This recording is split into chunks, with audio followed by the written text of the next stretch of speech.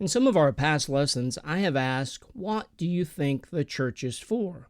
I've not given any comment. I just want to ask you and wanted you to ask yourself if you know what the church is for. Now, over the past 20 years or so, churches have evolved into something that does not resemble the churches of the past. Now we have an entire generation who has no idea of what church service used to be like over the past several hundred years, not only here in America, but in Europe and around the world. Now, my description of the church I attend is this, that the Harvest Hill Baptist Church is an independent Baptist church. It holds the King James Bible as our final authority. We are an old-fashioned hymn-singing body of believers trying to grow in the knowledge and the grace of our Lord and Savior Jesus Christ so that we can share the good news of the gospel to our lost neighbors, to our lost city, to our lost county, to our lost state, to our lost country, and to the lost world with the Word of God. This is where Jesus is lifted up, the Bible is taught, sin is named, and Christians are exhorted to be holy as the Scriptures command us to be. So over the next few weeks, I want to introduce to you what the church is according to the Bible. And so that you can see this, that maybe you don't know, maybe you've never attended a church that sings Amazing Grace and preaches Jesus Christ and names sin, and maybe today in this lesson I can show you why these things are biblical, and we've lost that in the churches in this new style of church, where people tell me what service they go to, not that they serve the church. And so we're in an odd thing where it sounds more like they're going to a showing more than going to serve. So the word church is found in the New Testament about 80 times. In the three books that you will find the word church most often are in the book of Acts. You'll find it 18 times. And now this is the history book in your New Testament of the beginning of the church. In 1 Corinthians, we find it 16 times, and this is the church with the most problems. And then in the book of Ephesians, we find it 9 times, and we see how the church will be and should be fruitful for the Lord. In Ephesians chapter 1, it tells us that the church is in Christ, the body of Christ, and that Christ is the head of it because it has a design purpose. He has designed the church on purpose, and we have a reason.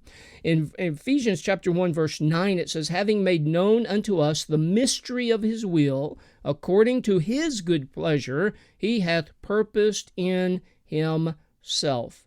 And so when you read Ephesians, and you need to read these things in your Bible, I have a ton of scripture today that I cannot read every one of them because of time, but you need to write these down. You need to study this to see what church is for, and if you are fulfilling your purpose or your church is not filling its purpose, you need to be where Jesus is preached and the gospel is given out.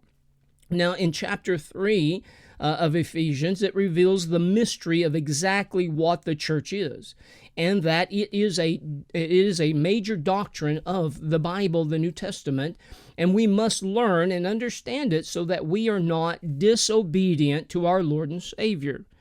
In Ephesians 3, verse 3 and 4, it says, how that by revelation he made known unto me, this is the Apostle Paul speaking, made known unto me the mystery, as I wrote afore in a few words, whereby when you read, you may understand my knowledge in the mystery of Christ. This doctrine was a mystery until it was revealed directly to Paul of exactly what the New Testament church is.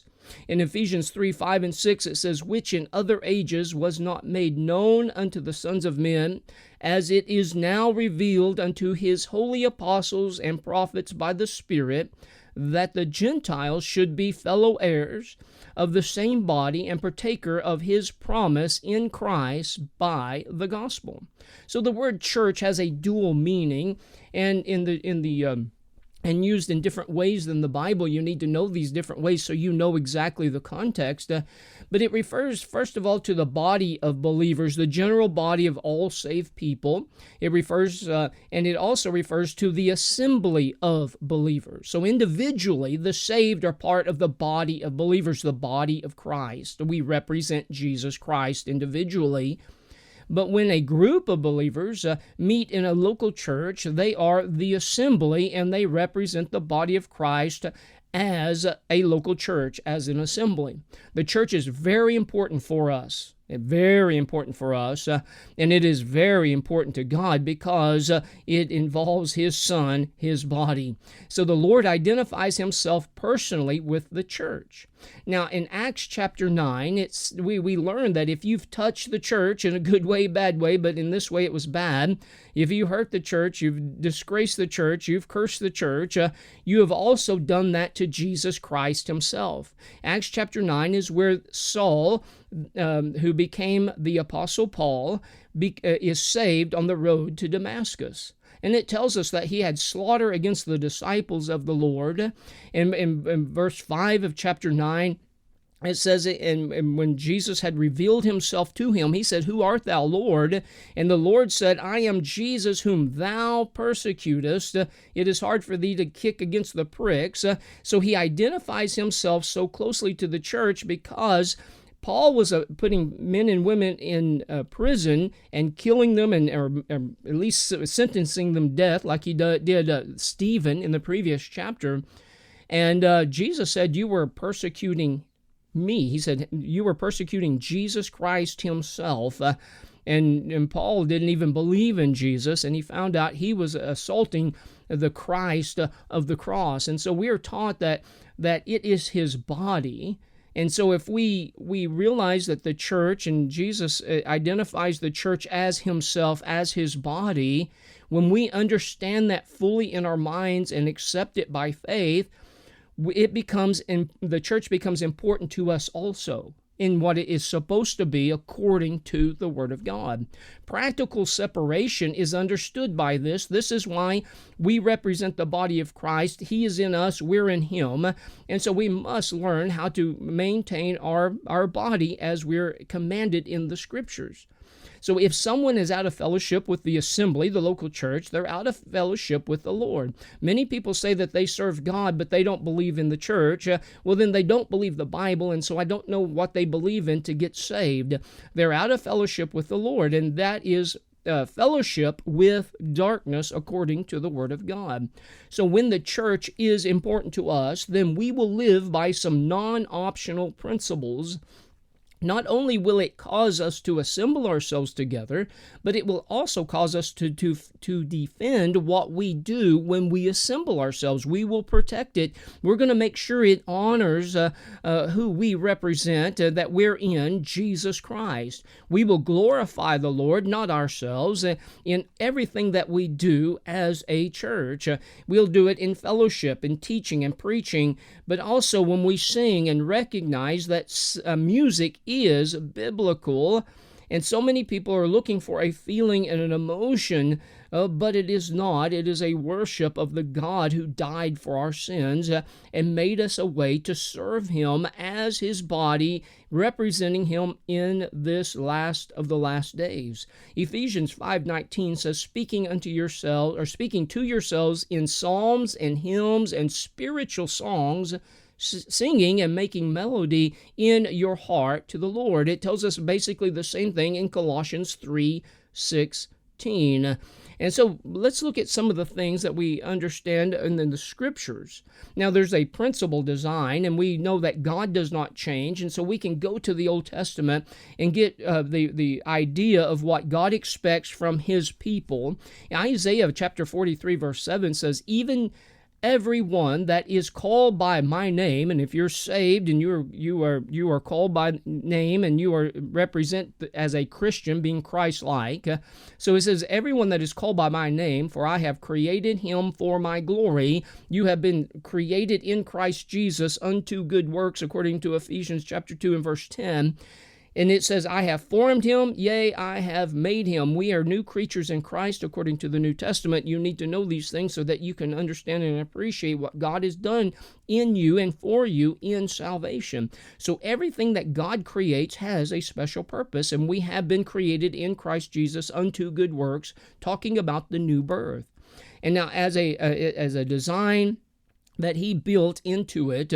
And so any deviation from what he has created for his specific purpose is not of God, and it is of ourself, because we want to feel good, or we want to be a part of the big crowd, or we want to be accepted generally. I don't know why people do this, but we need to learn Christian, to get in the Bible, to learn to be biblical Christians, and not be Christians in name only, to be Christ-like, and that is what Christian means, to be Christ-like. So every one of us was made with a specific purpose in Christ in the new birth. So we should know our worth in Christ. God made me to glorify him. The church is designed for a purpose, to glorify him and to work and to help each other to do likewise. Ephesians 4:12 says, for the perfecting of the saints, talking about the church, for the work of the ministry, for the edifying of the body of Christ, are you a part of a local assembly? The second thing that we can learn is the principle of our responsibility. In 2 Corinthians, in chapter 5 and verse 10, it says, we must all appear before the judgment seat of Christ. He's talking to Christians here, that everyone may receive the things done in his body according to that he hath done, whether it be good or bad. And you say, well, I do good things. How do you know? Do you know the Word of God? What is expected of you to be in the body of Christ, a representative, his child?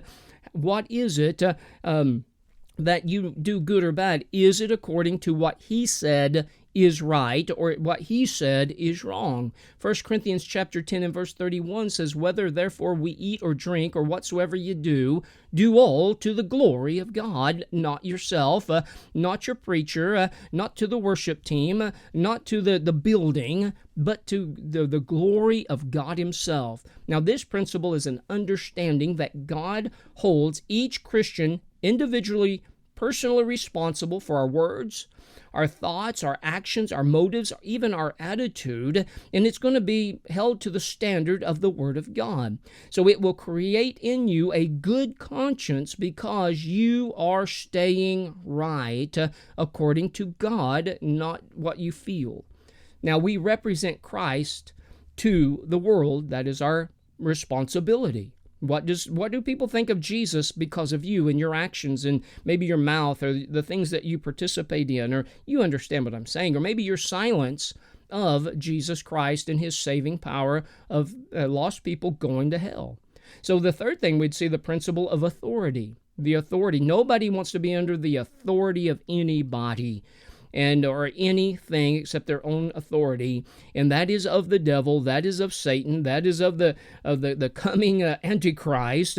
And so 1 Corinthians 11:3 says, but I would have you to know that the head of every man is Christ, and the head of the woman is the man, and the head of Christ is God. There is a series of authority. Is Christ your authority? Is the Word of God authoritative to you, or is it something that you're going to reject, that it's out of date, or that it's wrong or something because man has changed? I want you to remember that God never changes.